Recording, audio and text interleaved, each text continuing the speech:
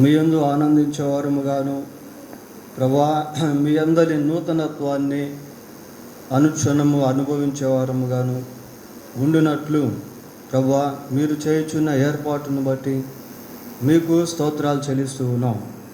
మా కొరకై ప్రభువా, మీరు నాయన ఏర్పరిచిన పునరుద్ధాన శరీరాన్ని బట్టి కూడా మీకు స్తోత్రాలు చెల్లిస్తూ ఉన్నాం. మీ యందు మాకు ఇచ్చిన ఈ గొప్ప నిత్యత్వానికి సంబంధించిన నిరీక్షణను బట్టి మీకు స్తుతులు చెల్లిస్తూ ఉన్నాం. ప్రభువా, మరొకసారి ఈ సమయంలో మీ వాక్యాన్ని మేము ధ్యానిస్తూ ఉండగా మీ వాక్యము ద్వారా మాతో మాట్లాడండి. భూమి మీద ఇంకా మేము సజీవులంగా ఉన్నాం.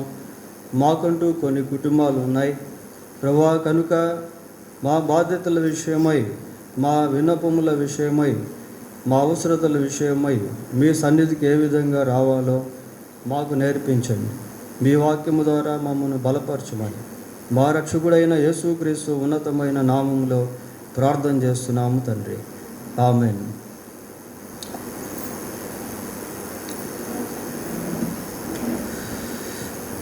బైబిల్ గ్రంథంలో నుండి యోహాను రాసిన సువార్త 4వ అధ్యాయం 46వ వచనాన్ని చదువుకుందాం.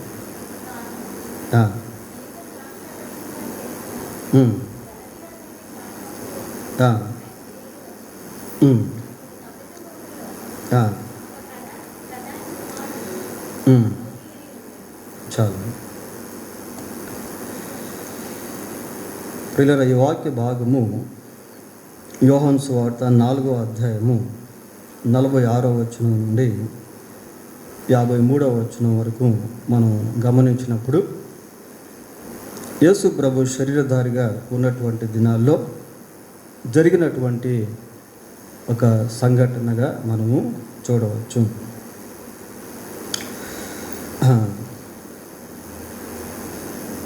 ఏమని చదువుకుంటున్నాము ఇక్కడ?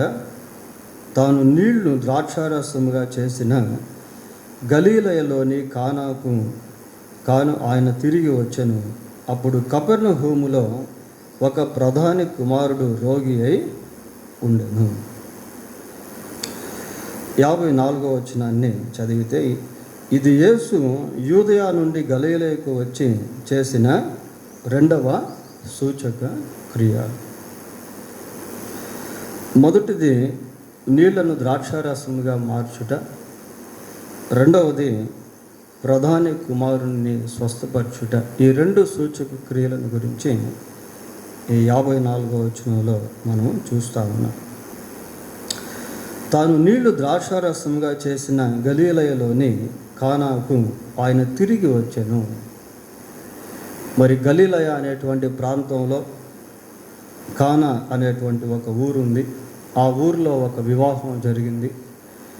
ఆ వివాహ కార్యక్రమంలో ద్రాక్షారసం అయిపోయినప్పుడు యేసుక్రీస్తు నీటిని ద్రాక్షారసంగా మార్చాడు. ఆ తరువాత ఆయన దేవాలయానికి వెళ్ళాడు. అప్పుడు పస్కా పండుగ, దేవాలయపు శుద్ధీకరణ జరిగించబడింది. 3వ అధ్యాయానికి వచ్చేసరికి నికోదేముతో సంభాషణ, 4వ అధ్యాయంలో సమరయ స్త్రీతో సంభాషణ, సమరయుల్లో అనేక మంది మారు మనసు పొందుట, ఇవన్నీ జరిగించబడిన పిమ్మట యేసు ప్రభు మళ్ళీ ఆ గలిలయ ప్రాంతానికి వచ్చాడు. కపెర్నహూములో ఒక ప్రధాని కుమారుడు రోగి అయి ఉండెను. ఈ కపెర్నహూము అనేటువంటిది సుపరిచిత స్థలం. ఈ కపెర్నహూము అనేటువంటి ప్రాంతంలో యేసుక్రీస్తు ప్రభు బహు అరుదుగా నివసించాడు. ప్రియులారా, చూడండి ఒకసారి మత్తయి సువార్త 4వ అధ్యాయము 12వ వచనం చదువుదాం.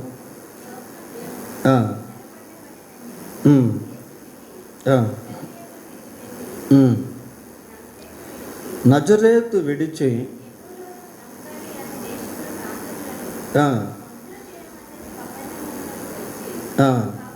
చాలు కపెర్నహూమునకు వచ్చి కాపురము ఉండెను. కనుక కపెర్నహూములో యేసుక్రీస్తు ప్రభు నివాసం చేశాడు. యోహాను 2:12 కూడా చూడండి. 2:12 యోహాను సువార్త 2:12. అటు తరువాత ఆయనయు ఆయన తల్లియు ఆయన సహోదరులను ఆయన శిష్యులను కపెర్నహూమునకు వెళ్ళి అక్కడ కొన్ని దినములు ఉండేది. So Jesus spent often some days this Capernaum. ఈ కపెర్నహూములో యేసుక్రీస్తు ప్రభు అప్పుడప్పుడు ఉన్నట్టుగా బైబిల్లో మనం చూస్తూ ఉన్నాం. సరే, ఆ కపెర్నహూములోనే ఒక ప్రధాని ఉన్నాడు. ఈ ప్రధాని గురించి ఏమని రాశారు ఇంగ్లీష్ బైబిల్లో అంటే రాయల్ అఫీషియల్ అని చెప్పి రాశారు ఇంగ్లీష్ బైబిల్లో. రాయల్ అఫీషియల్ అని అంటే ఆ రోజుల్లో హేరోదు పరిపాలన జరుగుతూ ఉంది. హేరోదు అధికారము క్రింద ఈ ప్రధాని ఒక ప్రభుత్వ ఉద్యోగిగా ఉంటూ పనిచేస్తూ ఉన్నాడు. అతని కుమారునికి ఆరోగ్యం బాగాలేకుండా వచ్చింది, రోగి అయి ఉన్నాడు. ప్రియులారా, ఒక రకంగా చెప్పాలి అంటే ప్రధాని ప్రభుత్వ ఉద్యోగిగా ఉన్నాడు, బాగానే ధనం ఉంటుంది, కానీ కుటుంబంలో కుమారునికి ఏముంది? రోగం ఉంది. ప్రియులారా, రోగం ఉంది. బహుశా ఆ రోగం విషయంలో ఒకవేళ అక్కడక్కడ సంప్రదించి ఉండవచ్చు. ఆ రోజుల్లో ఇప్పుడున్నంత వైద్య సౌకర్యాలు లేవు. మరి ఏ రోగం అనేది బైబిల్లో చెప్పబడలేదు, కానీ కొన్ని లేఖన భాగాల్లో జ్వరము అని చెప్పారు. ఆ రోజుల్లో జ్వరం వస్తేనే చాలామంది చనిపోయేవాళ్ళు. ఎందుకు అంటే అప్పుడు వైద్యం అనేది సరిగా లేదు. ప్రియులారా, కుష్ఠవ్యాధికి కూడా వైద్యం అనేది అప్పట్లో అంతగా లేదు. కనుక మనుషులు చాలా సులువుగా రోగాల చేత చనిపోతూ ఉండేవారు. ఈ ప్రధాని even though he was an employee, ఒక ప్రభుత్వ ఉద్యోగిగా ఉన్నప్పటికీ, మరి ఎంతో ధనము కలిగి ఉన్నప్పటికీ కుటుంబంలో శోకం అనేటువంటిది ఉంది. ప్రియులారా, మనం 12 సంవత్సరాల రక్తస్రావ రోగం గల స్త్రీని గురించి కూడా బైబిల్లో చూస్తాం.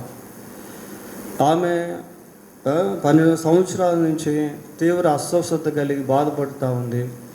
ఎంతో ధనాన్ని ఖర్చు పెట్టింది, ఎంతోమంది వైద్యులను సంప్రదించింది, కానీ వ్యాధి మాత్రం ఆమెకి బాగా కాక ఇంకా చాలా బాధకు గురైంది. ప్రియులారా, చూడండి, ఈ రోజుల్లో కూడా పరిస్థితులు ఎలాగున్నాయండి. Even though if we have a fully development in medical area, ఇప్పట్లో కూడా వైద్య సౌకర్యాలు ఎన్నో ఉన్నప్పటికీ అనేక మంది గృహాల్లో వ్యాధిగ్రస్తులు అనేటువంటి వాళ్ళు అప్పుడు ఇప్పుడు కూడా ఉన్నారు. ఇలా కొన్నిసార్లు మనం ఏమనుకుంటాం, డబ్బుతో కొన్ని పరిష్కరించుకోగలము అనుకుంటాం. మనకున్నటువంటి తలాంతులతో, జ్ఞానంతో, శక్తితో కొన్ని పరిష్కరించుకోగలము అనుకుంటాం. ప్రియులారా, కానీ పరిష్కరించుకోలేనటువంటి సమస్యలు అనేవి చాలా ఉన్నాయి. నయముగా ఉన్నటువంటి రోగాలు అనేటువంటివి అనేకమైనవి ఉన్నాయి. ప్రియులారా,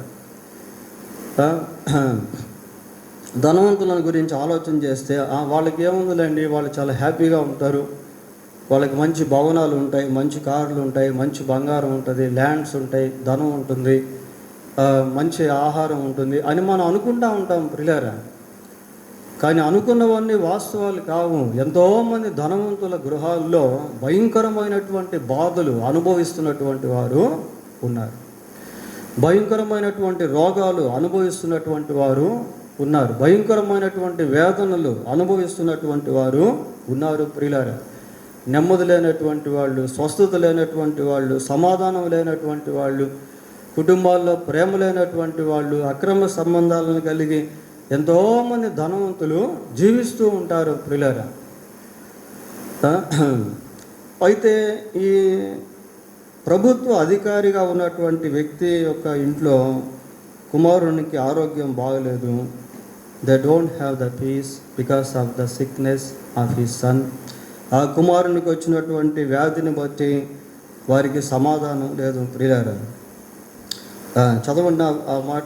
యేసు యూదయ నుండి గలీలయకు వచ్చనని అతడు విని ఆయన యొద్దకు వెళ్ళి తన కుమారుడు చావ సిద్ధమై ఉండెను గనుక ఆయన వచ్చి అతన్ని స్వస్థపరచవలనని వేడుకొనెను. యేసు యూదయ నుండి గలిలయకు వచ్చెనని అతడు విన్నాడు. ప్రియులారా, ఆ రోజుల్లో యేసు ప్రభు ఏ ప్రాంతానికి వెళ్తే ఆ ప్రాంతాల్లో అద్భుతాలు జరుగుతూ ఉన్నాయి. జరుగుతున్నటువంటి అద్భుతాలను బట్టి ఆయన యొక్క పేరు ప్రఖ్యాతులు అనేక ప్రాంతాలకు విస్తరిస్తూ ఉన్నాయి. ప్రియులారా, చూడండి ఒకసారి మత్తయి సువార్త 4వ అధ్యాయము 24వ వచనాన్ని, ఆయన కీర్తి సిరియా దేశమందంతటా వ్యాపించెను. నానా విధములైన రోగముల చేతను వేదనల చేతను పీడింపబడిన వ్యాధిగ్రస్తులను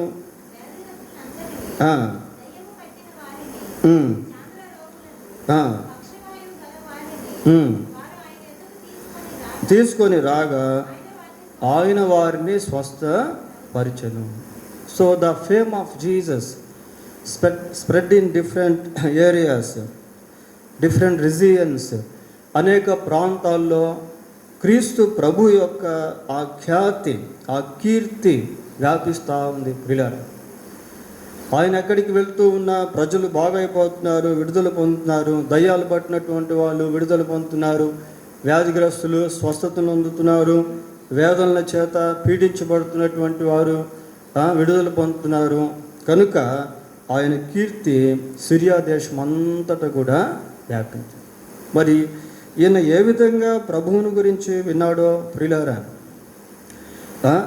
ఇక్కడ ఏమని చదువుతున్నాము అంటే, యేసు యూదయ నుండి గలిలయకు వచ్చెనని అతడు విని ఆయన యొద్దకు వెళ్ళి ఎక్కడి నుండి ఎక్కడికి వెళ్తున్నాడు అని అంటే, యూదయ నుండి గలిలయకు వెళ్తున్నాడు. ఇందాక మనం చూసాం కపెర్నహూము అని. యూదయ ప్రాంతంలో కపెర్నహూము ఉంది. ఆ కపెర్నహూము నుండి గలిలయలోని కానానుకు వెళ్తూ ఉన్నాడు. ప్రియులారా, కపెర్నహూము నుండి గలిలయలో ఉన్న కానానుకు సుమారుగా ఇంచుమించు 20 మైళ్ళ దూరము ఉంది. 20 మైళ్ళ దూరం ఉంది. ప్రియులారా, అంటే ఈ రోజుల్లో మనకు ఉన్నటువంటి వాహన సౌకర్యాలు ఆ రోజుల్లో లేవు. ఈ రోజుల్లో 20 మైళ్ళు లేక 30 కిలోమీటర్లు అంటే సునాయాసంగా మనం ఒక 20-25 నిమిషాల్లో రీచ్ అయిపోవచ్చు. అయితే ఆ రోజుల్లో అటువంటి రవాణా సౌకర్యాలు లేవు. ఒక ప్రాంతం నుంచి ఇంకొక ప్రాంతానికి వెళ్ళాలి అంటే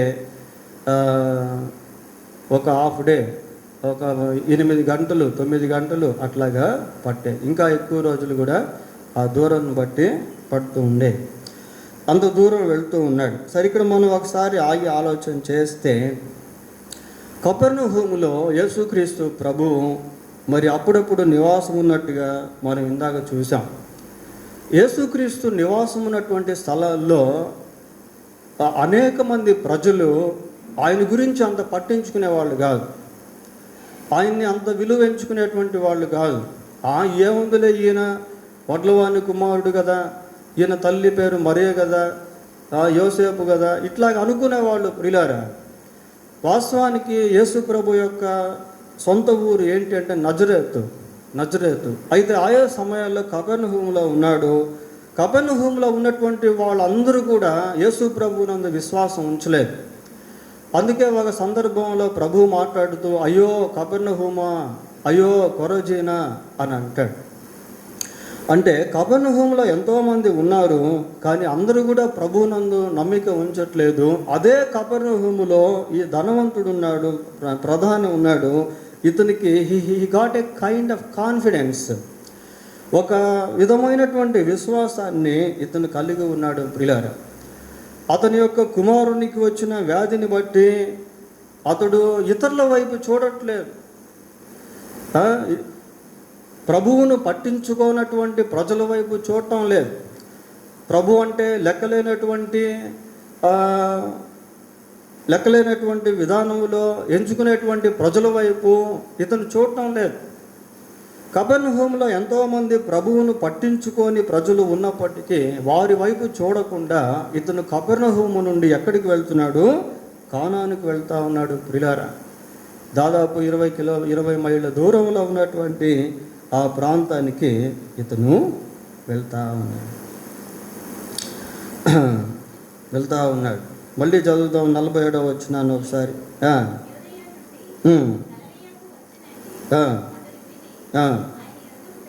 ఆయన యొద్దకు వెళ్ళి తన కుమారుడు చావ సిద్ధమై ఉండెను కనుక వచ్చి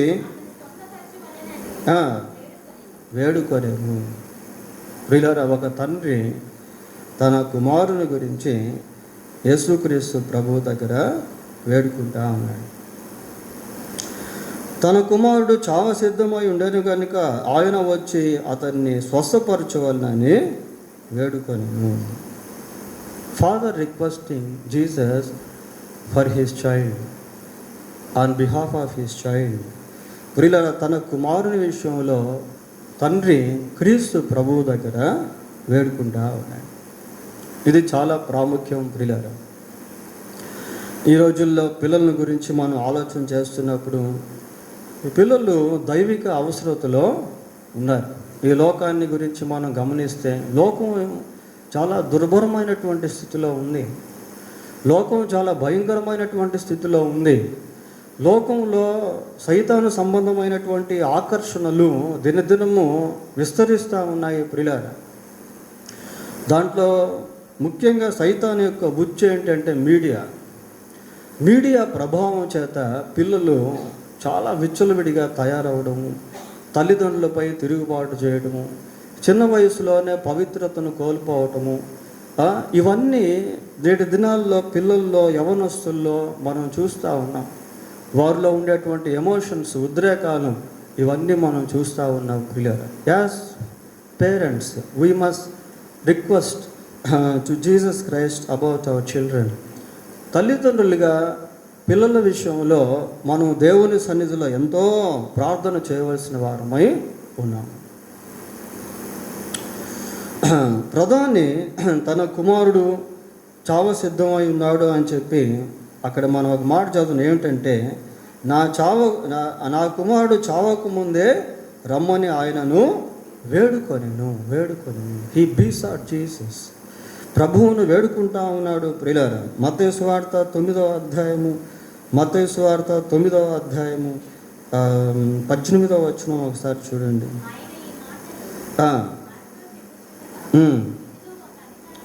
ఒక అధికారి వచ్చి ఆయనకు మ్రొక్కి, నా కుమార్తె ఇప్పుడే చనిపోయినది, అయినను నీవు వచ్చి నీ చెయ్యి ఆమె మీద ఉంచుము, ఆమె బ్రతుకురని. ప్రియులారా, ఇక్కడ యాయూరు అనేటువంటి ఒక అధికారిని మనం చూస్తూ ఉన్నాం.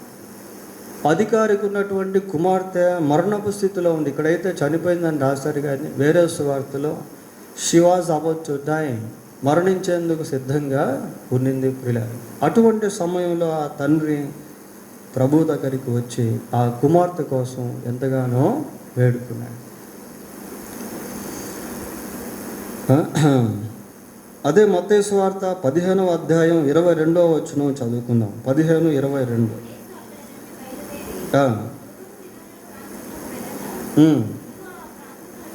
ఆ ప్రాంతముల నుండి వచ్చి, ప్రభువా, దావీదు కుమారుడా, నన్ను కరుణింపుము, నా కుమార్తె దయ్యం బట్టి బహు బాధపడుచున్నదని కేకలు వేశాను. ప్రియులారా, ఇక్కడ తల్లి దేవుని సన్నిధిలో కేకలు వేస్తాం. తన కోసం కాదు కానీ తన కుమార్తె కోసం కేకలు వేస్తూ ఉంది.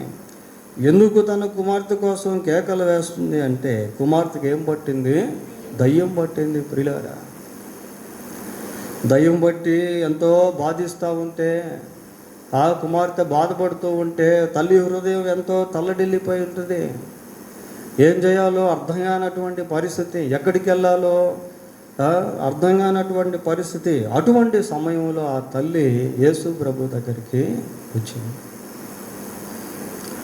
ఈ రోజుల్లో చాలామంది ప్రభు దగ్గరికి రాలేకపోతున్నారు ప్రియులారా. అందుకే అనేక కుటుంబాల్లో ఆ శోకం అనేటువంటి తరతరాలు అలాగే వస్తూనే ఉంది. విడుదల లేనటువంటి స్థితి, నయం కానటువంటి వ్యాధులు, పరిష్కారం కానటువంటి సమస్యలు, వెళ్ళిపోయినటువంటి దరిద్రత కుటుంబాల్లో ఉండటం అనేది మనం చూస్తాము. ఇంకా ఒక ట్రాజడీ విషయం ఏంటి అంటే, కొద్దిమంది ప్రభు సన్నిధికి వస్తూ ఉన్నప్పటికీ పిల్లల విషయంలో భారం లేకుండా జీవించటం, పిల్లల విషయంలో ప్రార్థన చేయకుండా జీవించటం, పిల్లల విషయంలో దేవుని పాదాలు పట్టుకోకుండా బ్రతకటం ప్రియులారా. ఇక్కడ ఈ ప్రధాని తన కుమారుని విషయంలో 20 మైళ్ళ దూరం నుంచి వచ్చి దేవుని సన్నిధిలో ప్రభువుని వేడుకుంటా ఉన్నాడు. తల్లిదండ్రులు రావట్లేదు ప్రియులారా. దేవుని సన్నిధికి చూడండి, 20 మైళ్ళు దూరంలో ఉంటే వెళ్తూ ఉన్నాడు. దగ్గరున్నట్టు కూడా మనుషులు రానటువంటి వాళ్ళు ఎంతోమంది ఉన్నారు. కుటుంబాల్లో సమస్యలు ఉంటే ఆ సమస్యలతో అలాగే కంటిన్యూ అయిపోతున్నారు, కానీ రాజీ పడిపోతున్నారు. కానీ అరే, నేను దేవుని దగ్గరికి వెళ్ళి ప్రార్థన చేసుకుంటాను, నా కుమారుడి విషయంలో, నా కుమార్తె విషయంలో దేవుని సన్నిధిలో మొరపెట్టుకుంటాను, దేవుని పాదాలు పట్టుకుంటాను అని ఆ తీర్మానాలు ఈ రోజుల్లో తల్లిదండ్రులు చేసుకోలేకపోతున్నారు ప్రియులారా. ఈయన ప్రభు దగ్గరికి వచ్చాడు, ప్రభు సన్నిధిలో మొరపెడతా ఉన్నాడు. 48వ వచనం చదవండి. యేసు సూచక క్రియలను మహత్కార్యములను చూడకుంటే మీరెంత మాత్రము నమ్మరని అతనితో చెప్పాను. సూచన క్రియలు మహత్కార్యాలు చూడకుంటే మీరెంత మాత్రము నమ్మరు అని అతనితో చెప్పాను. ఈ మాటను బట్టి ఆ ప్రధాని బహుశా యూదుడై ఉంటాడు అని ఒక తలంపు ప్రియులారా.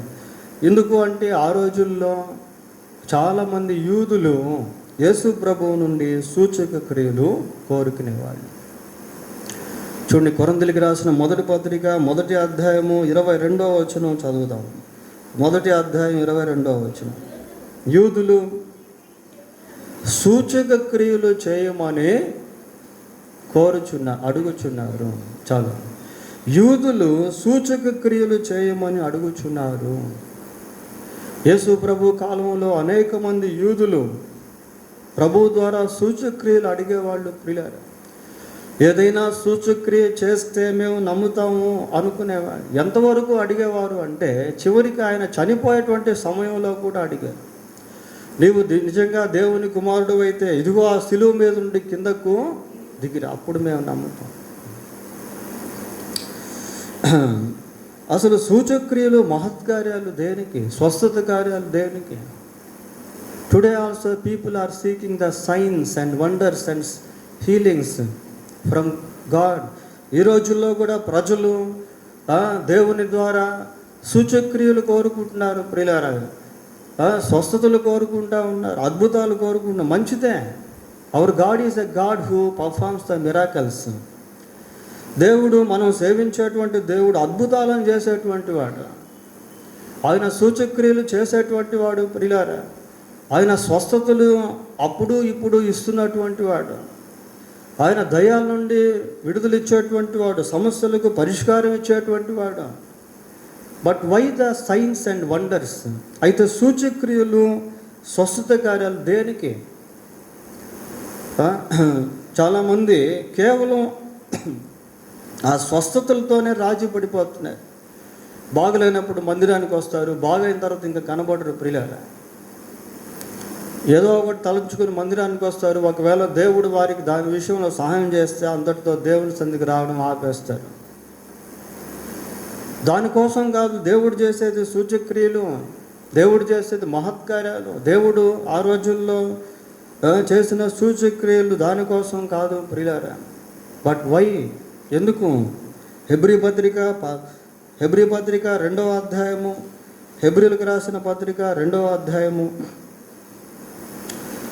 3వ వచనం చదువుకుందాం. ఇంత గొప్ప రక్షణను మనము నిర్లక్ష్యము చేసిన ఎడల ఎలాగూ తప్పించుకొందుము. రక్షణను గురించి మాట్లాడుతున్నాడు ప్రియులారా. రక్షణ ఎంత గొప్పది అంటే ఇంత అని మనం చెప్పలేము. We can't measure the salvation. రక్షణను మనం కొలత వేయలేము ప్రియులారా. ఏమని చెప్తున్నాడు? ఇంత గొప్ప రక్షణను మనం నిర్లక్ష్యము చేసిన యెడల ఎలాగూ తప్పించుకుంది. How can we escape the punishment if we nullify the salvation, if we neglect the salvation? ఈ రక్షణను మనం నిర్లక్ష్యం చేస్తే ఆ శిక్షను మనం ఎలా తప్పించుకోగలము అన్నట్టుగా మాట్లాడుతున్నాడు. అట్టి రక్షణ ప్రభు బోధించుట చేత ఆరంభమై దేవుడు తన చిత్తానుసారముగా సూచక క్రియల చేతను మహత్కార్యముల చేతను నానా విధములైన అద్భుతముల చేతను వివిధములైన పరిశుద్ధాత్మ వరముల అనుగ్రహించుట చేతను వారితో కూడా సాక్ష్యమిచ్చుచుండగా వినిన వారి చేత మనకు దృఢపరచు. రక్షణ గురించి మాట్లాడుతున్నారు ప్రియులారా. Why the signs and wonders, healings? ఎందుకు విడుదల కార్యాలు, స్వస్థత కార్యాలు, సూచక క్రియలు అంటే main focus is the salvation. దాని యొక్క ముఖ్య లక్ష్యము రక్షణ ప్రియులారా. ఈ రోజుల్లో మనుషులు రక్షణ పొందేదానికి ప్రాధాన్యత ఇవ్వటంలే. సూచక క్రియలు జరుగుతూ ఉంటే అక్కడికి పరుగులు తీస్తూ ఉన్నారు, అద్భుతాలు జరుగుతూ ఉంటే అక్కడికి పరుగులు తీస్తూ ఉన్నారు, స్వస్థతలు జరుగుతూ ఉంటే అక్కడికి పరుగులు. మంచిదే, but did you receive the salvation by receiving the signs and wonders or healings or deliverance? అయితే ఈ సూచక క్రియలను బట్టి, స్వస్థతలను బట్టి, అద్భుతాలను బట్టి నీవు రక్షణ పొందావా? That is most important for us. అది ఎంతో ముఖ్యము ప్రియులారా, అది ఎంతో ముఖ్యము. ఎందుకు సూచక క్రియలు, స్వస్థత కార్యాలు, విడుదల కార్యాలు అంటే ఆ వ్యక్తి రక్షణలోనికి రావాలి. శరీరానికి స్వస్థత వచ్చింది, మంచిదే. కానీ ఒకరోజు మనం ఈ శరీరాన్ని వదిలేస్తాం. ఎంత ఆరోగ్యవంతుడైనా సరే శరీరాన్ని వదిలేయాల్సిందే. మన ఈ మధ్య ఒకరోజు రాత్రి రామోజీరావు గారికి ఆరోగ్యం బాగలేక అన్ఎక్స్పెక్టెడ్గా అస్వస్థుడయ్యి హుటాహుటిన ఆయన్ని హాస్పిటల్కి తీసుకెళ్లారని తెలిసింది ప్రియులారా. ఆయన విషయంలో దేవుడు చాలా భారం ఇచ్చాడు. ఎంతోసేపు ఆయన కోసం దుఃఖంతో దేవుని సన్నిధిలో ప్రార్థన చేయడం జరిగింది. ప్రభువా, ఎన్నో సంస్థలు స్థాపించాడు, ఎన్నో వాటికి అధినేత, అటు రాజకీయ నాయకులకి, ఇటు సినిమా నాయకులకి, ప్రపంచం అంతా కూడా బాగా తెలిసినటువంటి వ్యక్తి అస్వస్థలో ఉన్నాడు. ప్రభువా, మీరు ఆయన దర్శించి రక్షించి ప్రభువా, ఆయన రక్షింపబడి మీకు సాక్షిగా జీవించి కొంతకాలం అప్పుడు మీ అందు నిద్రించేటట్టు చేయండి ప్రభువా. ఆయన కోసం ఎంతో భారంతో, దుఃఖంతో ప్రార్థన చేయడం జరిగింది. యోసేఫ్ బ్రదర్ ఫోన్ చేస్తే, సౌజన్య ఫోన్ చేస్తే నా గుండెల్లో రైలు పరిగెడతా ఉంది. ఎటువంటి వార్త వింటామో, ఆయన గురించి ఏమైనా చేశారేమో అని. ఎందుకో తెలియదు ప్రియులారా, ఆయన గురించి దేవుడు అంత భారం ఇచ్చాడు. ఈ లోకంలో మరి ఎంత ధనవంతులుగా జీవించిన, విద్యావంతులుగా జీవించిన, ఎంత గొప్ప పేరు ప్రఖ్యాతులు పొందిన, one day or the other everyone should die. ఒకరోజు ప్రతి ఒక్కరు కూడా చనిపోవాలి. అయితే ఆ చనిపోక ముందు పొందుకోవాల్సింది ఏంటి అంటే రక్షణ ప్రియులారా. మనం రక్షణ పొంది చనిపోతే, ఏ రోజు చనిపోయినా దేవుని దగ్గరికి వెళ్తాం. స్వస్థత పొంది చనిపోతే కాదు, అద్భుతాలు అనుభవించి చనిపోతే కాదు ప్రియులారా, సూచక్రియలు అనుభవించి చనిపోవడం కాదు, నీవు రక్షణను అనుభవించి చనిపోవాలి. రక్షణ కోసమే స్వస్థతలు, రక్షణ కోసమే అద్భుత కార్యాలు, ఆశ్చర్య కార్యాలు. రక్షణ క్రీస్తు ప్రభు యొక్క ప్రేమను బట్టి కలిగింది. ఆ ప్రేమలో నుండే స్వస్థతలు బయలుదేరాయి, ఆ ప్రేమలో నుండే విడుదల బయలుదేరింది, ఆ ప్రేమలో నుండే బలి అర్పణ బయలుదేరింది ప్రియులారా. ఆ ప్రేమలో నుండే సమస్తము బయలుదేరాయి. So if you don't value the love of Christ, if you see only the healing that he gives, నీవు దేవుని యొక్క ప్రేమను చూడక కేవలం ఆయన ఇచ్చేటువంటి స్వస్థతనే చూస్తూ ఉన్నట్లయితే you can't receive the salvation. నీవు రక్షణను పొందుకోలేదు. ప్రభు అంటున్నాడు, ఏమంటున్నాడు? ప్రభు ఏమంటున్నాడు? మీరు సూచన క్రియలను, మహత్కార్యములను చూడకుంటే ఎంత మాత్రము నమ్మరు అంటున్నాడు ప్రియులారా. నెక్స్ట్ వర్స్ చదువు. అందుకు ఆ ప్రధాని, ప్రభువా నా కుమారుడు చావక మునిపే రమ్మని ఆయనను వేడు. ఇక్కడ 2 విషయాలు మనం చూస్తున్నాం ప్రియ. ఆ తండ్రికి ఏం అర్థమైందంటే ఖచ్చితంగా నా కుమారుడు చనిపోతాడు, 1. 2, వాడు చనిపోకముందు వస్తే బ్రతుకుతాడు, రాకుంటే చనిపోతాడు, వస్తే బ్రతుకుతాడు. అదే అతని హృదయంలో ఉండేది ప్రియులారా. ఇక్కడ సూచక్రియల గురించి, మహత్కార్యముల గురించి ఆ తండ్రి పట్టించుకోవట్లేదు. ప్రభువు ఏం మాట్లాడుతున్నాడో అనేటువంటి దాని గురించి ఆ తండ్రి పట్టించుకోవట్లేదు. కానీ అతని యొక్క ముఖ్య ఉద్దేశం ఏంటి అంటే, నా కుమారుడు చనిపోబోతున్నాడు, బిఫోర్ హీ డైస్, అతడు చనిపోక ముందే నీవు రా ప్రభువా, నీవు రా ప్రభువా. కొన్నిసార్లు సమస్య వచ్చిన తర్వాత ప్రార్థన చేసుకోవడం కాదు ప్రియులారా, సమస్య రాకముందే ప్రార్థన చేసుకుంటే ఆ సమస్యను దేవుడు రానికుండా చేసేస్తాడు. నీకు ముందుగానే దేని విషయంలో అయినా అర్థమైందనుకో, దాని గురించి ముందే ప్రార్థన చేయాలి. ప్రభు ఒక మాట అన్నాడు, ఏమన్నాడు? మీరు శోధనలోనికి ప్రవేశింపకుండాన్నట్లు మెలకువగా ఉండి ప్రార్థన. ఎటువంటి శోధనలు ఏ టైంలో ఏ విధంగా ఎవరి ద్వారా వస్తాయో మనకు తెలియదు. కానీ మనం but if we have advance prayer, ముందుగానే కొన్ని వాటి గురించి మనం ప్రార్థన చేసుకోవాలి. అది వ్యాధి అయినా, బాధ అయినా, శోధన అయినా, సమస్య అయినా ముందుగానే మనం ప్రార్థన చేసుకుంటే దేవుడు సహాయం చేస్తాడు. కొద్దిమంది బయటికి వెళ్తారు, కనీసం ప్రార్థన చేసుకుని కూడా వెళ్ళరు, బయటికి వెళ్ళరు ప్రియులారా. అంత అర్జెంటు దేనికి? 1 నిమిషం దేవుని సన్నిధిలో ప్రశాంతంగా ప్రార్థన చేసుకుని, ప్రభువా ఇదిగో నేను పలానా దగ్గరికి వెళ్తున్నాను, నా ప్రయాణంలో క్షేమం దయచేయండి ప్రభువా అని కొద్దిమంది అసలు ప్రార్థన చేసుకోరు ప్రియులారా, వెళ్ళిపోతారు అంతే లేచిన వెంటనే. కనీసం కొద్దిగా ప్రశాంతంగా దేవుని సన్నిధిలో ప్రార్థన చేసుకొని బయటికి వెళ్ళి మళ్ళీ ఇంటికి వచ్చి, ప్రభువా నన్ను కాపాడావు, నన్ను క్షేమంగా ఇంటికి తీసుకొచ్చావు ప్రభువా, మీకు స్తోత్రాలు అని వెళ్ళేటప్పుడు, వచ్చిన తర్వాత కొంత సమయం మనం దేవుని సన్నిధిలో గడపగలుగుతున్నామా? దేవుడు జీతం ఇచ్చాడు, జీతం రాగానే తీసుకెళ్ళి పనిచేస్తారు ప్రియులారా. అదే జీతం రాగానే దేవుని దగ్గర పెట్టి, ప్రభువా ఇదిగో ఈ జీతం ఇచ్చావు, ఈ జీతం సంపాదించుకునే నాకు ఆరోగ్యం ఇచ్చావు, నాకు ఉద్యోగం ఇచ్చావు ప్రభువా, మీకు స్తోత్రాలు అని చెప్పి దేవుని దగ్గర పెట్టి ప్రార్థన చేసి, ఈ డబ్బుల చుట్టూ మీకు కంచి వేయండి ప్రభువా, దీన్ని ఏ విధంగా వాడాలో నాకు నేర్పించండి ప్రభువా, జ్ఞానం ఇవ్వండి ప్రభువా, దీంట్లో మీకు ఇవ్వాల్సిందే ఇచ్చేదానికి సహాయం చేయండి ప్రభువా అని నువ్వు ప్రార్థన చేస్తే ఖచ్చితంగా దేవుడు నీకు సహాయం చేస్తాడు. జీతం రాకముందే ఈఎంఐలు కట్ అయిపోతాయి ప్రియులారా. ఫస్ట్ వాళ్ళకి వెళ్తే జీతం మనకు కాదు.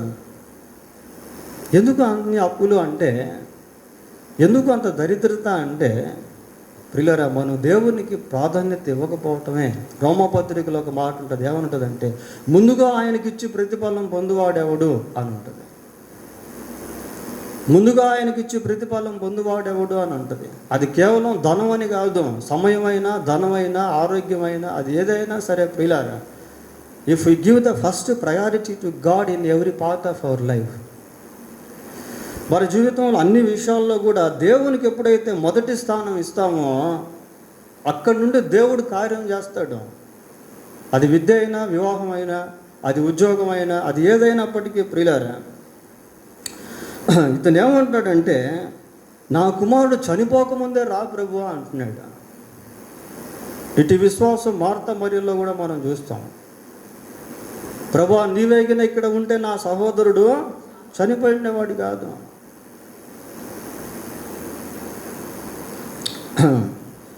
అన్నట్టుగా ప్రార్థన చేస్తున్నాడు ప్రియులారా. అంటే ఎంతో ప్రెజర్ అది. ప్రభువా మీరు ఖచ్చితంగా రావాలి, మీరు రాకపోతే నా కుమారుడు చనిపోతాడు ప్రభువా అని బ్రతిమలాడుతూ ఉన్నాడు ప్రియులారా. అక్కడ చదువుతున్నాం కదా, బతిమాలుతున్నట్టు పదం కూడా మనం చూస్తాం, వేడుకొని అనే పదం మనం చూస్తూ ఉన్నాం. యేసు నీవు వెళ్ళుము, నీ కుమారుడు బ్రతికి ఉన్నాడని అతనితో చెప్పగా ఆ మనుష్యుడు యేసు తనతో చెప్పిన మాట నమ్మి వెళ్ళిపోయాడు. చూడండి ప్రియులారా, ప్రభువు వెళ్ళట్లేదు, కానీ ఏమంటున్నాడు? నీవు వెళ్ళుము, నీ కుమారుడు బ్రతికి ఉన్నాడు. కన్ఫామ్గా చెప్తున్నాడు ప్రియులారా, రూఢిగా చెప్తున్నాడు. ఏమని చెప్తున్నాడు? నీ కుమారుడు బ్రతికి ఉన్నాడు. దేవుడు దృఢపరిస్తే దాన్ని ఎవ్వరు కూడా మార్చలేరు. దేవుడు నిర్ధారిస్తే, దేవుడు నిర్ణయిస్తే దాన్ని ఎవ్వరు కూడా మార్చలేరు ప్రియులారా. ఎందుకు అంటే ఆయన సార్వభౌమ అధికారం కలిగిన వాడు. ఆయన సార్వభౌమ అధికారం కలిగినటువంటి వాడు ప్రియులారా. ఆయన శాసిస్తే, ఆజ్ఞాపిస్తే ఏదైనా సరే ఆయనకు లోపడాల్సిందే. ఆయన దగ్గరికి వెళ్ళి చెప్పాల్సిన పని లేదు. పరలోకంలో ఎక్కడో దేవుడు ఉన్నాడండి. మరి పరలోకానికి భూలోకానికి డిస్టెన్స్ ఎంతో మనకు తెలియదు. We can't find out the distance between the heaven and earth. కానీ అక్కడి నుండి అన్నాడు, వెలుగు కలుగును గాక అన్నాడు. ఏమైంది? భూమి మీద వెలుగు వచ్చేసింది. He is the sovereign God. ఆయన సార్వభౌమ అధికారం కలిగినటువంటి వాడు ప్రియులారా. నీవు వెళ్ళుము, నీ కుమారుడు బ్రతికి ఉన్నాడు. నీ కుమారుడు బ్రతికి ఉన్నాడు ప్రియులారా. He's the omniscient, he's the omnipresence. ఆయన కుమారుడు ఎలాగున్నాడో దేవునికి తెలుసు. ఏ స్థితిలో ఉన్నాడో దేవునికి తెలుసు. వెళ్ళుము, నీ కుమారుడు బ్రతికి ఉన్నాడు. లూకా సువార్త 4వ అధ్యాయం 39వ వచనం చూడండి. 4:39. ఆయన ఆమె ప్రక్కన నిలువబడి జ్వరమును గద్దింపగానే అది ఆమెను. ఎవరి జ్వరమును గద్దించడం ఏంటి? వాళ్ళ ఆశ్చర్యం అనిపిస్తుంది ఈ మాట ప్రియులారా. దయ్యాన్ని గద్దించడం బైబిల్లో మనం చూస్తాం. సముద్రాన్ని గద్దించడం, గాలిని గద్దించడం మనం బైబిల్లో చూస్తాం ప్రియులారా. ఇక్కడ ప్రభు దేన్ని గద్దించాడు? జ్వరాన్ని గద్దించాడు. ఆ రోజుల్లో జ్వరం చేత ఎంతోమంది మరణించేవాళ్ళు ప్రియులారా. అటువంటి విష జ్వరాలు ఆ రోజుల్లో ఉండేవి. జ్వరాన్ని గద్దిస్తే ఏమైంది? ఆమెను విడిచి వెళ్ళిపోయింది. ప్రభు చెప్తున్నాడు, నీవు వెళ్ళుము, నీ కుమారుడు బ్రతికి ఉన్నాడు. అతనితో చెప్పగా ఆ మనుష్యుడు యేసు తనతో చెప్పిన మాట నమ్మి వెళ్ళిపోతున్నాడు ప్రియులారా. యేసు ప్రభు ఎంత నిర్ధారణతో మాట చెప్పాడో అంత నిర్ధారణతో ఈ వ్యక్తి ఆ మాటను నమ్మి వెళ్తా ఉన్నాడు. అంటే విశ్వాసంతో అక్కడి నుండి వెళ్తున్నాడు. దేనిపై విశ్వాసంతో అంటే ప్రభు యొక్క మాట పైన విశ్వాసం. మరి మనం ఎన్ని మాటలు వింటున్నాం, ఎన్ని ప్రసంగాలు వింటున్నాం? ఒక్క మాటనైనా ఇక్కడి నుండి తీసుకెళ్లే వారంగా ఉన్నామా? ఒక్క మాటైనా 45 నిమిషాల ప్రసంగంలో ప్రభు ఎన్నో మాటలు మాట్లాడుతూ ఉంటే ఒక్క మాటైనా, ఒక్క పదమైనా మనం తీసుకెళ్తున్నామా ప్రియులారా? సింపుల్గా అన్నాడు. ఏమన్నాడంటే, నీవు వెళ్ళుము, నీ కుమారుడు బ్రతుకు. ఇంకేమనలేదు. He didn't speak more than that. ఆ మాటను నమ్మి వెళ్ళిపోతున్నాడు ప్రియులారా. వెళ్ళిపోతున్నాడు అంటే అర్థం ఏంటి అంటే he got fully confidence over Jesus saying. ప్రభు యొక్క మాట పైన సంపూర్ణ విశ్వాసం ఉంచాడు. లేదు ప్రభువా, నువ్వు రావాల్సిందే ప్రభువా, నీవు వస్తే తప్ప నా కుమారుడు బ్రతకడు ప్రభువా అనట్లేదు. ఆ డౌటింగ్ అనేటువంటిది లేదు ప్రియులారా. ఆ సందేహం అనేటువంటిది కనబడటం లేదు. నీవు ఖచ్చితంగా రావాల్సిందే ప్రభువా అని అనట్లేదు. ఫస్ట్ అయితే అన్నాడు, ప్రభువా నీవు రా ప్రభువా అని అన్నాడు ప్రియులారా. ఇప్పుడు ఆ ప్రెజర్ చేయట్లేదు. ఎందుకంటే he got such kind of confidence. ప్రభు యొక్క మాటను నమ్మి వెళ్తా ఉన్నాడు. ఈ విషయాన్ని మనం బాగా గుర్తుపెట్టుకోవాలి ప్రియులారా. దేవుని సన్నిధికి రాకముందు ప్రార్థనతో రావాలి. ప్రభువా ఇదిగో ఈరోజు నేను మీ సన్నిధికి వస్తున్నాను, నాతో మాట్లాడు ప్రభువా. నీవు నాతో ఏదైతే మాట్లాడుతావో దాన్ని గ్రహించేదానికి సహాయం చేయండి ప్రభువా అని దేవుణ్ణి అడగాలి ప్రియులారా. ఏదో ఊరికి రావడం పోవడం కాదు. That is not use for you by coming and going to and fro. దేవుని సన్నిధిలో ప్రార్థన పూర్వకంగా నీ వచ్చి వాక్యం వింటే దేవుడు నీతో తప్పకుండా మాట్లాడతాడు. ఆయన మాట నీ వింటూ ఉండగానే నీ హృదయం తెరవబడుతుంది, నీ కన్నులు తెరవబడుతుంది. నీవు ఏ స్థితిలో ఉందో అనేది నీకు అర్థమైపోతావు. నీ కుటుంబం ఏ స్థితిలో ఉందో అనేది నీకు అర్థమవుతుంది. దేవుని మాట మన హృదయాన్ని తెప్పరిల్ల చేస్తుంది ప్రియులారా. దేవుని మాట మన హృదయాన్ని కడుతుంది. దేవుని మాట మన హృదయంలో ఉన్న విచారాలను వెళ్ళగొట్టేస్తుంది. దేవుని మాట మనల్ని పవిత్రపరుస్తుంది. దేవుని మాట మనకు ఉజ్జీవాన్ని కలిగిస్తుంది. మనలో ఒక నిరీక్షణను పుట్టిస్తుంది ప్రియులారా. So we must carry the voice of God, the word of God before leaving the place. ఏమండి, దేవుని సన్నిధిలోంచి వెళ్ళకముందు ఏదో ఒక మాట తీసుకొని, ఇదిగో దేవుడు నాతో ఈరోజు ఈ మాట ద్వారా మాట్లాడాడు అనే నిర్ధారణతో బయలుదేరాలి ప్రియులారా. ఆ మాట నిజంగా చదివితే చాలా ఆశ్చర్యంగా ఉంది. ఏమనుంది అక్కడ? ఆ మనుష్యుడు యేసు తనతో చెప్పిన మాట నమ్మి వెళ్ళిపోయాడు. గుడ్డోడు వచ్చాడు, కళ్ళకు బురద పోసాడు, పోయి సిలోయము కోనేటిలో కడుక్కో అన్నాడు. ఇంకేమీ ఆర్గ్యుమెంట్ చేయట్లేదు ప్రియులారా, ప్రశ్న అడగట్లేదు. ప్రభువా ఎందుకు బురద రాసావు అని కానీ, నాకు కళ్ళు కనబడవు కదా, నేను ఆ కోనేటి దగ్గరికి ఎలా వెళ్ళగలను అని కానీ, ఆ కోనేటిలో కడుక్కుంటే నిజంగా కళ్ళు వస్తాయా అని కానీ ఏమీ అనట్లేదు ప్రియులారా. మాట నమ్మాడు, వెళ్ళి కడుక్కున్నాడు, చూపు పొందాడు, అంతే. రాత్రంతా వల వేశారు, ఒక్క చేప కూడా పడలేదు. పేతురు అంటున్నాడు, ప్రభువా రాత్రంతా ప్రయాసపడాం, ఒక చేప కూడా పడలేదు, అయినను నీ మాట చొప్పున వల వేస్తాం. We depend on your word and cast our nets. నీ మాట చొప్పున వల వేస్తాం. వేసి పట్టలేనంత చేపలను పట్టారు ప్రియులారా. వెళ్ళిపోతా ఉన్నాడు, నమ్మాడు, వెళ్ళిపోతున్నాడు. అతడు ఇంకా వెళ్ళుచుండగా అతని దాసులు అతనికి ఎదురుగా వచ్చి, ప్రియులారా అతడు ఇంకా వెళుతుండగా అంటే నేను ఇందాకే మీకు చెప్పాను, ఈ కపెర్నహూము నుండి కానానికి సుమారు 20 మైళ్ళ దూరం. So he was on journey, on travelling. కాబట్టి ప్రయాణంలో ఉన్నాడు. ఇంకా వెళుతూ ఉండగానే ఎవరు వచ్చారు? దాసులు వచ్చారు. అతని కుమారుడు బ్రతికి ఉన్నాడని తెలియజెప్పాను. ఈ వచనంలో ఆ ప్రధానికి దాసులు కూడా ఉన్నారు ప్రియులారా. మరి ఈయన రాకుండా దాసుల్ని పంపించవచ్చు కదా. దాసులు ఉన్నప్పటికీ తండ్రే ప్రభు దగ్గరికి వచ్చాడు. ఎందుకు అంటే కుమారుడు పట్ల అంత భారము, అంత ప్రేమ. దాసుల్ని పంపించట్లేదు ప్రియులారా, ఆయనే డైరెక్ట్గా ప్రభు దగ్గరికి రావడం జరిగింది. కొద్దిమంది మా పిల్లలు సండే స్కూల్కి వెళ్తే బాగుపడిపోతారు అనుకుంటారు. చాలా 100% ట్రూ ప్రియులారా. In the same time you have to play your role at your home.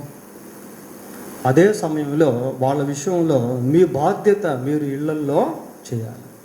మీరు ఇంట్లో టీవీ పెట్టి సినిమా చూపిస్తూ ఇక్కడికి వచ్చి సినిమా చూడొద్దంటే వాళ్ళు చూడకుండా ఉంటారా? వాళ్ళతో పాటు మీరు సినిమాలు చూస్తూ అపవిత్రమైనవన్నీ పాటలు వింటూ ఉంటే how can they bend they behaviour? How can they receive your instructions? If you do the same thing, నీవు అదే విధంగా జీవిస్తూ నీ కుమారుడికి లేక నీ కుమార్తెకి అది చెయ్యొద్దు అంటే వాళ్ళు ఎలా చేయకుండా ఉండగలరు?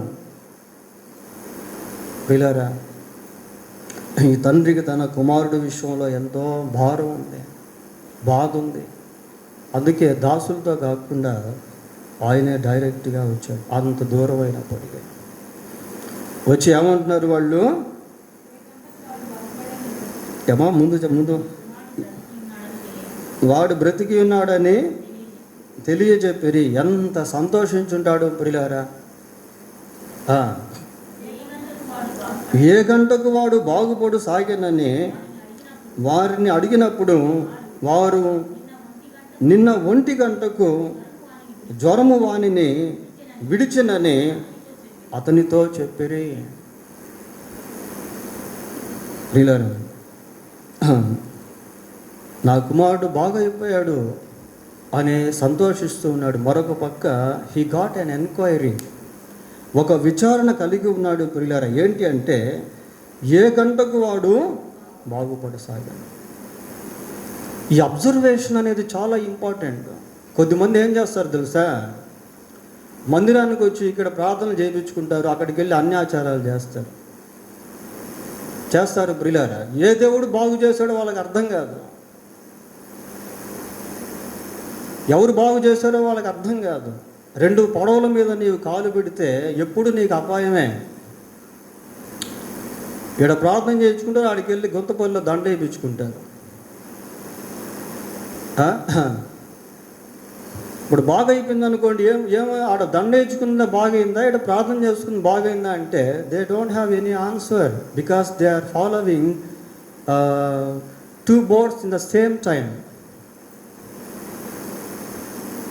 ఏ గంటకి వాడు బాగుపడసాగాడు. విచారిస్తున్నాడు ప్రియులారా. యేసుక్రీస్తు ఎవరో తెలుసా? ఆయన నిస్సందేహంగా మనుషులు ఆయన్ని విశ్వసించాలని కోరుకునేటువంటి వాడు. మార్గములలో నిలిచి చూడండి, మార్గములను గురించి విచారించండి, మార్గములలో నిలిచి చూడండి, మేలు కరుగు మార్గం ఏదో అడిగి తెలుసుకోండి, దాంట్లో నడుచుకోండి, అప్పుడు మీకు నెమ్మది కలుగు. You know need to follow blindly. నీవు గుడ్డిగా నమ్మాల్సిన పని లేదు. యెహోవా ఉత్తముడని రుచి చూసి తెలుసుకోండి. Taste and see that Lord is good. Taste and see, taste and see. అనుభవించి తెలుసుకో, రుచి చూసి తెలుసుకో. ప్రియులారా, మనం దేవుని పైన ఎప్పుడైతే సంపూర్ణంగా ఆధారపడే వారంగా ఉంటామో అప్పుడే నీకు దేవుడు అర్థం అవుతాడు. నీవు 2 పడవలపై కాలు పెడితే ఎప్పుడూ ప్రమాదమే. ఏలియా అంటున్నాడు, మీరు ఎంతకాలం 2 తలంపుల మధ్య ఉంటారు? యెహోవా దేవుడైతే ఆయన్ని సేవించండి, బయలు దేవుడైతే వారిని సేవించండి. Don't follow the 2 masters. ప్రియులారా, వాడు ఏ గంటకు బాగుపడసాగనని వారిని అడిగినప్పుడు వారు నిన్న 1 గంటకు జ్వరము వానిని విడిచెనని అతనితో చెప్పిన. వాళ్ళు కూడా గుర్తుపెట్టుకున్నారు. 1 గంటకు జ్వరము వారిని విడిచెను. నీ కుమారుడు బ్రతికి ఉన్నాడని యేసు తనతో చెప్పిన గంట అదే అని తండ్రి తెలుసుకొనేను. చూడండి ప్రియులారా, దీన్ని ఏమంటారంటే అబ్జర్వేషన్ అంటారు. ఆ రోజు నేను మందిరానికి వెళ్ళాను, దేవుడు నా సమస్య పరిష్కరించాడు. ఆ రోజు నేను ప్రార్థన చేసుకున్నాను, ఆ ప్రార్థనే ఈరోజు నా జీవితాన్ని బాగు చేశాను. ప్రియులారా, నా జీవితంలో నేను మర్చిపోలేనటువంటి ఒక చిన్న ప్రార్థన ఎప్పుడు నాకు జ్ఞాపకం వస్తూ ఉంటుంది. నేను ప్రభువుని నమ్ముకోకుండా ఉన్నటువంటి రోజుల్లో మా స్కూల్లో యేసు ప్రభుని గురించి చెప్తుంటే విని ప్రార్థన చేసుకునేవాడిని. ఆ రోజుల్లో నా తలంపంతా ఏంటి అంటే సినిమా ఫీల్డ్లో రచయితగా వెళ్ళాలి అనుకునేవాడిని. ఎన్నో పాటలు రాశాను, స్టోరీస్ రాశాను. వాటి విషయంలో మరి దాసరి నారాయణరావు అని, మురళీమోహన్ అని, జయసుధ అని వాళ్ళ నెంబర్స్ అంటే వాళ్ళ అడ్రస్లు అవి ఉండేది. వాళ్ళతో డీల్ చేస్తూ మా బంధువుల్లో ఒక ఆయన ఉండేవాడు. ఆయన హైదరాబాద్లో ఆ రోజుల్లో సినిమా ఫీల్డ్లో మేకప్ మ్యాన్గా పనిచేసేవాడు. సుధాకర్ రెడ్డి ఆయన పేరు. నాకు తెలిసిన ఒక ఆయన, మనం హైదరాబాద్కి వెళ్దాం, ఈ స్టోరీస్ అన్నీ తీసుకెళ్ళి వాళ్ళకి చూపిద్దాం, వాళ్ళు ఖచ్చితంగా మనకు అవకాశం ఇస్తారు అని చెప్పి నాతో చెప్పినప్పుడు నేను అన్నీ కూడా సిద్ధపరచుకొని హైదరాబాద్కి వచ్చేదానికి సిద్ధపడ్డాను. ఆ రోజుల్లో ఆ రోజు రాత్రి ప్రభు సన్నిధిలో ఒక ప్రార్థన చేశాను ప్రియులారా. అది ఇప్పటికీ నేను మర్చిపోలేదు. ఏమని ప్రార్థన చేశానంటే, ప్రభువా నీ చిత్తానుసారంగా నా జీవితాన్ని కొనసాగించు అని ప్రార్థన చేశాను.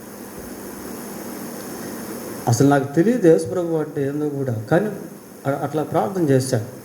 ప్రార్థన చేసిన పక్క రోజు మా ప్రయాణం జరగాల్సింది పోస్ట్ పోన్ అయింది. ఎవరైతే నన్ను తీసుకెళ్తామో అన్నారో వాళ్ళకి ఆరోగ్యం బాగలేకుండా వచ్చింది. అప్పుడైతే నేను ఎంతో బాధపడ్డాను ప్రియులారా. అట్లా రోజులు గడిచిపోతూ వచ్చాయి. అతన్ని కోలుకోలేకపోయాడు. ఎన్నోసార్లు నేను ప్రయత్నం చేశాను కానీ అన్నీ ఫెయిల్ అయిపోయినాయి. ఒకరోజు దేవుడు నాతో మాట్లాడాడు.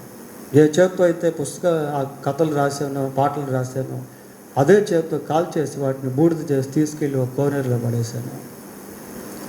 ప్రియులారా, మనం దేవుని సన్నిధిలో చేసేటువంటి కమిట్మెంట్స్, దేవుని సన్నిధిలో చేసేటువంటి ప్రార్థనలు ఎప్పుడు మర్చిపోకూడదు. We should never forget the prayers that we did in God's presence.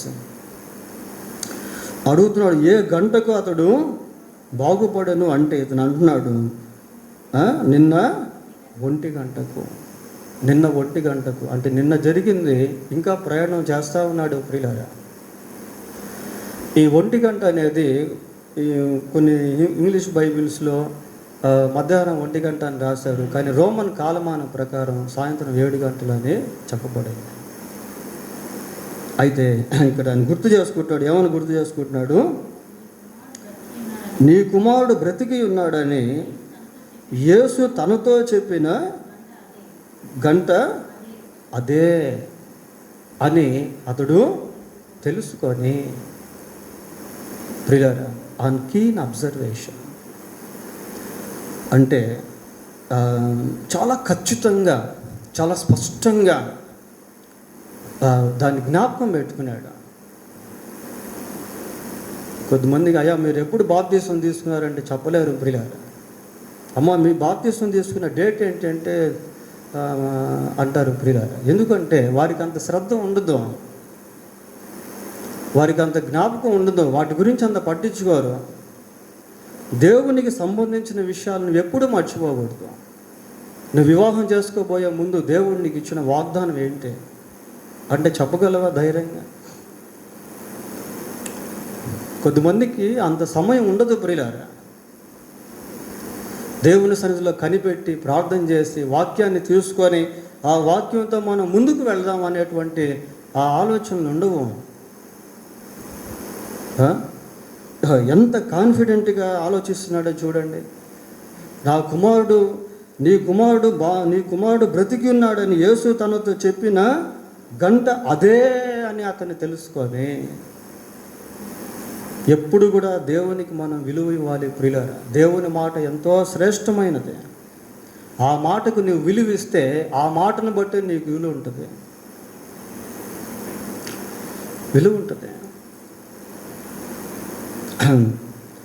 దాన్ని తీసుకెళ్ళి ఇంట్లో చెప్పాడు. చదవండి.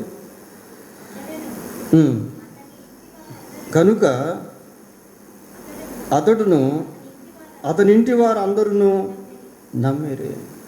ఇంటికి వెళ్ళేసరికి కుమారుడు బాగా అయిపోయాడు. చాలా సంతోషిస్తున్నాడు ప్రియులారా. సంతోషిస్తూ ఏం చేశాడు అంటే జరిగిన విషయాలన్నీ కూడా పంచుకున్నాడు. వాళ్ళు రాళ్ళ ఇక్కడికి, ఆ ఇంట్లో ఉండేటువంటి వాళ్ళు కానీ ఆ వ్యాధిగ్రస్తుడైన కుమారుడు కానీ యేసుప్రభు దగ్గరికి రాలేదు. ఇతను ఒక్కడే వచ్చాడు. వచ్చి ఇంటికి వెళ్ళి నాకేం చేస్తున్నాడు? అవన్నీ కూడా ఎవరితో పంచుకుంటున్నాడు? ఇంటి వారితో పంచుకుంటున్నాడు ప్రియులారా. కాబట్టి ఇంట్లో ఉన్న వాళ్ళతో దేవుని విషయాలు మనం పంచుకోగలుగుతున్నామా? ఇంట్లో ఉన్నటువంటి వాళ్ళతో దేవుని యొక్క మాటలు మనం మాట్లాడగలుగుతున్నామా?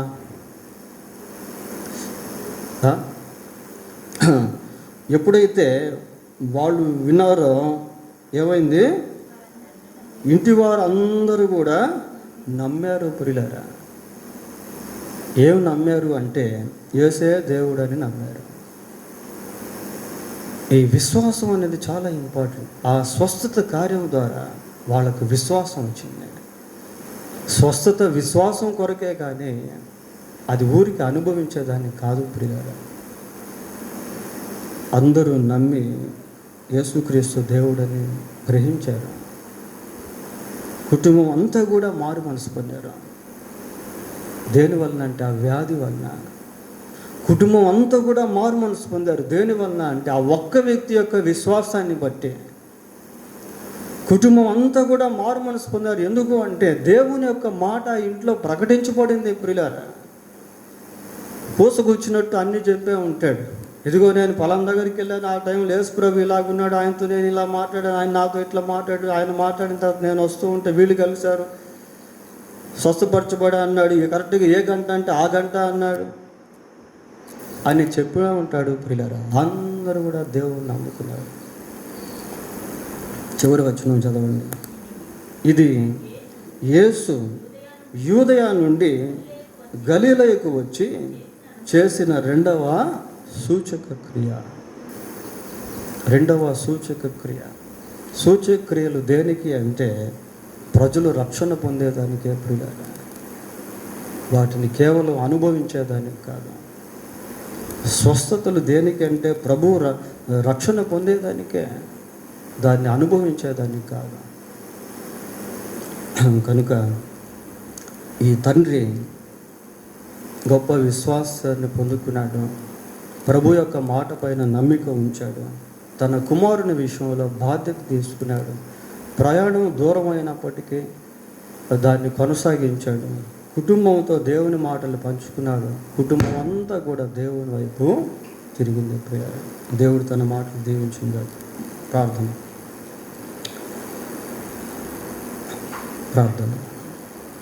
ఒక్క నిమిషం దేవుని సన్నిధిలో ప్రార్థన చేద్దాం. ప్రభువా, ఎన్నోసార్లు వస్తున్నాను, వెళ్తున్నాను నాయన, ఒక్క మాట అయినా తీసుకుని వెళ్ళలేకపోతున్నాను. ఎన్నోసార్లు నీవు మాట్లాడుతున్నావు, కానీ ఒక్క మాట పైన విధేయత చూపించలేకపోతున్నాను ప్రభువా. ఇంకా 2 పడవల పైన కాళ్ళు పెడుతున్నాను. మనుషుల వైపు చూస్తున్నాను కానీ నీ మాట వైపు చూడలేకపోతున్నాను ప్రభువా, నన్ను క్షమించు నాయన అని అడుగుతాను. ఇదిగో నా కుమారుడు ఈ స్థితిలో ఉన్నాడు నాయన, నా కుమార్తె ఈ స్థితిలో ఉంది నాయన, ప్రభువా మీరు వారిని దర్శించు నాయన అని దేవుని అడుగుతాం. ప్రియులారా, మా కుటుంబం ఇంకా మీ యందు విశ్వాసం ఉంచలేదు ప్రభువా, వారంతా మారు మనసు పొందినట్లు చేయండి నాయన అని దేవుని అడుగుదాం. ప్రియులారా, ప్రార్థన చేద్దాం. పరిశుద్ధుడైన మా తండ్రి, మీకు వందనాలు స్తోత్రాలు చెల్లిస్తూ ఉన్నాం. ముందుగా మీకు ఇచ్చి మేము ప్రభా ప్రతిఫలం పొందేవారంగా ఉండటకు సహాయం చేయండి. అది ధనం అనేది కాదు, కానీ మా సమయమైనా, మా ఉద్దేశాలైనా, మా పనులైనా, మా తలంపులైనా మొదటిగా మీ సన్నిధిలో పెట్టి ప్రార్థించి మీ ద్వారా నడిపించబడే వారముగా ఉండటకు కృప దయచేయండి. దూరమైన భారమైన మీ సన్నిధిని పోగొట్టుకోకుండానట్లుగా సహాయం చేయండి ప్రభువా. మీ సన్నిధి లేక లోకంలో ఎంతోమంది నాయన ప్రభువా అధోగతి స్థితిలో ఉన్నారు ప్రభువా, దుర్భరమైన స్థితిలో ఉన్నారు నాయన, విడుదల లేని స్థితిలో ఉన్నారు ప్రభువా, వ్యాధిగ్రస్తులుగా ఉన్నారు నాయన, దయ్యాల చేత పీడించబడుతున్నారు ప్రభువా. వారిలో ఎంతోమంది ధనవంతులు కూడా ఉన్నారు నాయన. ఎన్నో కుటుంబాల్లో మరణం ఆవరించేస్తుంది నాయన. ఏ క్షణంలోనైనా ఆ కుటుంబంలో మనుషులు చనిపోవచ్చు. యా మీరు కనికరించి సహాయం చేయండి నాయన. మీ సన్నిధిని ఎవరు కూడా పోగొట్టుకోకుండానట్లు సహాయం చేయండి. కనికరించము ప్రభువా, కృప చూపించండి నాయన, సహాయం చేయండి. మీ కార్యములను మేము ఘనమైనవిగా ఎంచుకొనుటకు సహాయం చేయండి. వాటిని గుర్తించే వారముగా ఉండటకు కృప దయచేయండి నాయన. వాటిని తక్కువ విలువగా ఎంచుకునే వారంగా ఉండనివ్వద్దు. ఏవేవో గుర్తుపెట్టుకుంటున్నాం ప్రభువా, మీ మాటను గుర్తుపెట్టుకోలేకపోతున్నాం నాయన, మీ గడియను గుర్తుపెట్టుకోలేకపోతున్నాం ప్రభువు. ఆ రోజు చేసిన కార్యం ఇదే కదా అని గుర్తులేని వారముగా ఉంటున్నాము నాయన. మమ్మల్ని క్షమించండి ప్రభువా, క్షమించండి నాయన. వా మీరు కృప చూపించి మాకు సహాయం చేయమని మా రక్షకుడైన యేసుక్రీస్తు పరిశుద్ధమైన నామములో ప్రార్థన చేస్తున్నాము తండ్రి. ఆమేన్.